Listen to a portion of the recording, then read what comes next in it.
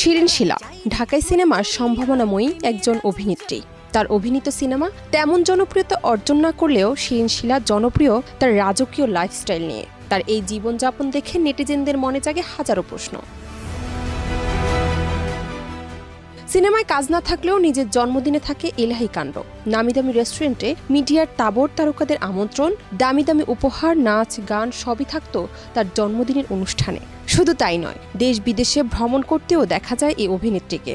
খবর উঠেছিল বহিষ্কৃত যুবলীগ নেতার বান্ধবী এই নামধারী নায়িকা। এক নিম্ন মধ্যবিত্ত পরিবার থেকে উঠে আসা এই অভিনেত্রীর চাকচিক্যের রহস্য কি, তা নিয়ে চলছে নানা জল্পনা কল্পনা। 2021 সালে পর্নোগ্রাফিতেও নাম এসেছিল এই অভিনেত্রীর। সে সময় পর্নোগ্রাফি ব্যবসার পাশাপাশি মাদক ব্যবসায় নাম এসেছিল শিরিন শিলার। কিন্তু সে সময় কোনো এক শক্তির ছায়ায় সেই জল বেশি দূর এগোতে দেননি অভিনেত্রী। সিনেমায় শিরিন শিলা পথ চলাটা শুরু হয় 2014 সালে হিটম্যান সিনেমা দিয়ে। রূপালী জগতে আসার আগে তাকে দেখা গেছে গুলশান এভিনিউ, রঙের মেলা, বনবালা ও পণ্ডিতের মেলার মতো টিভি নাটকে তেমন একটা সুবিধা করতে না পারা এই অভিনেত্রী অল্প সময় জনপ্রিয়তা পেতে চলে আসেন চলচ্চিত্রে।